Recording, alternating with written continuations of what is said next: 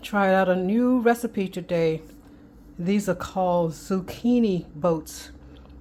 It is sliced zucchini with seasoning, and I steamed some cabbage, put that on, spinach, put that on top of the zucchini.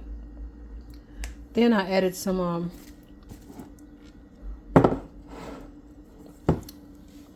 marinara sauce, and then I put some tomatoes on top, sliced tomatoes. I let that cook for about 20 minutes, and then I added the mozzarella cheese to it, and I'll let that cook for another 20 minutes. So I'm going to dive in and see what it tastes like.